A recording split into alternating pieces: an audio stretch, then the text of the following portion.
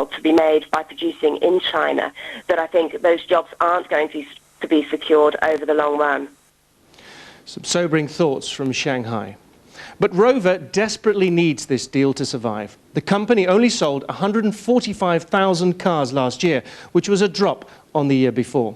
They're still peddling versions of the now mature 75, 45 and 25. SAIC is reported to be ready to invest £1 billion in MG Rover.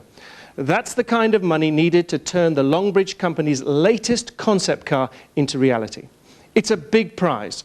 Rover believes as many as 1 million cars could be built under the deal, 200,000 of them right here in the Midlands.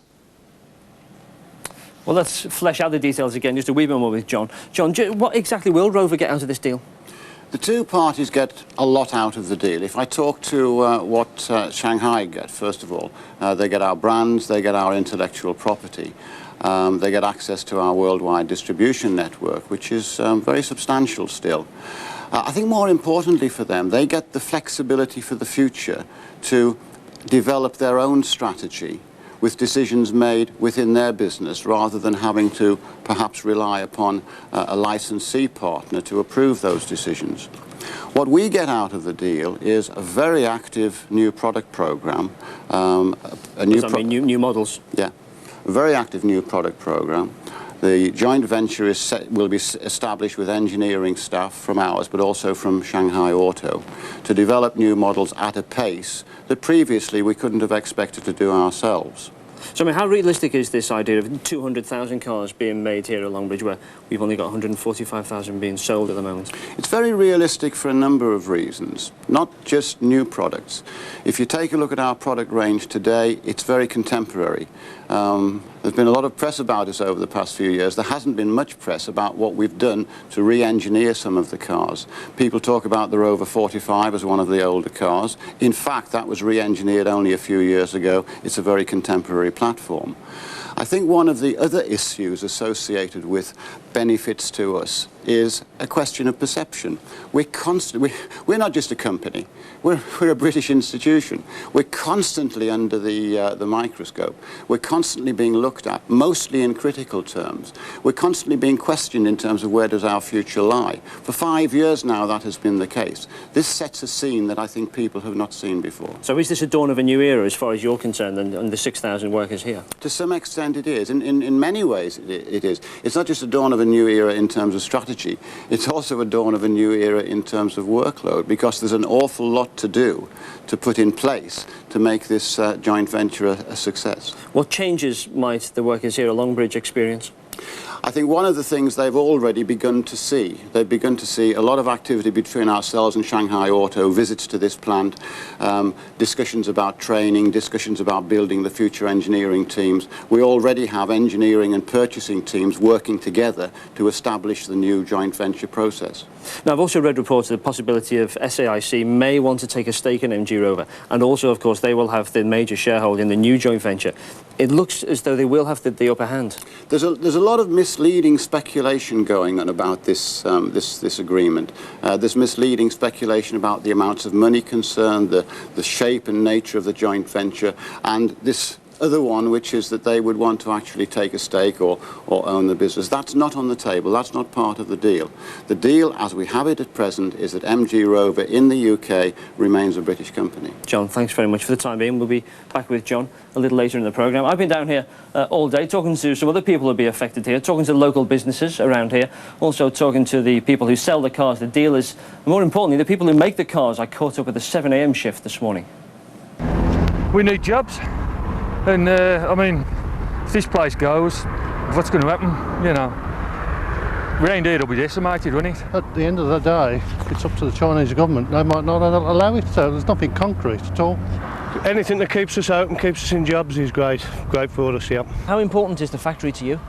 It is very important because we doing, the local business, and because if the factory, they're doing well, and all the staff will spend all the money locally. It is very much a joint venture. It's not an acquisition by the Chinese. The elements that the Chinese are interested in is the Britishness of the MG Rover brand, and I think that is going to stay.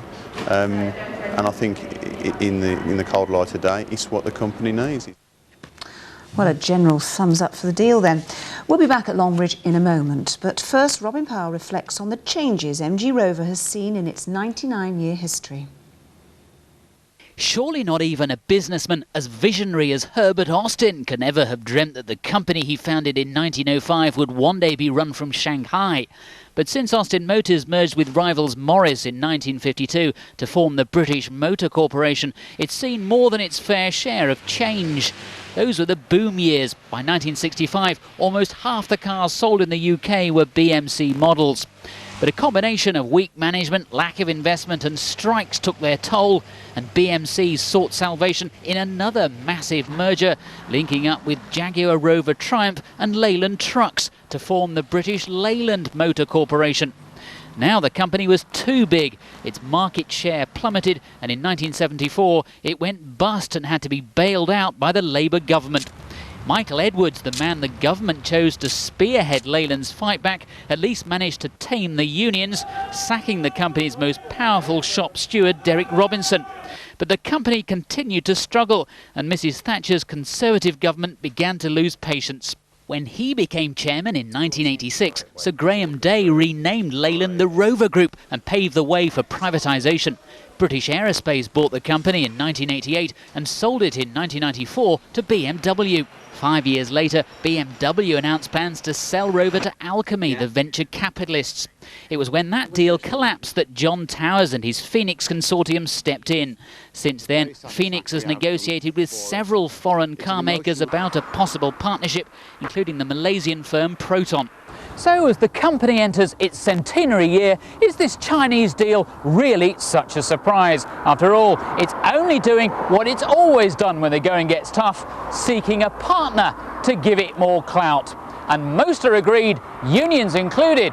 That's a jolly good idea. If you look at the history of the motor industry, it's important that companies seek partners. It's a very competitive marketplace.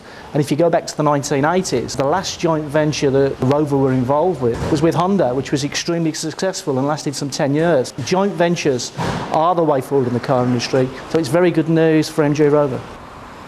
Well, with us in the studio is Professor David Morris, a motor industry expert who's been following MG Rover's ups and downs for a few years now, haven't you, David? Is this the biggest Chinese takeaway ever? Well, it's the biggest Chinese takeaway, if you can call it that. I mean, I hope it's more of a partnership, and I believe it will be.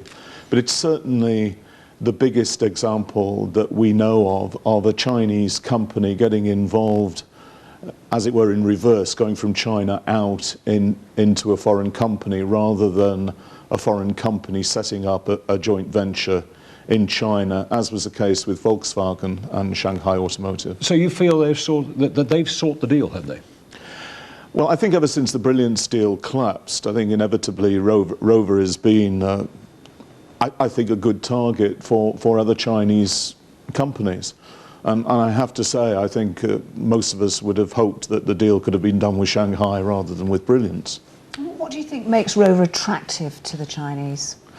Oh, undoubtedly their know-how. The Shanghai Automotive's problem is that their current partners, VW and GM, are a little bit twitchy about licensing or giving them the technology and the know-how to build new cars. You know, but their interests are in building cars in China for the Chinese market. Shanghai's next phase of development needs to be to get the know-how to build good quality, acceptable cars actually in China, and in particular engines and powertrains where Rover are strong. Now, just now we heard John Towers talking down any suggestion that this is a takeover, but it's 70%, isn't it? I don't think the Chinese ever talk about takeovers. I hope it's a fairly typical Chinese notion of the idea of a long-run and developing partnership.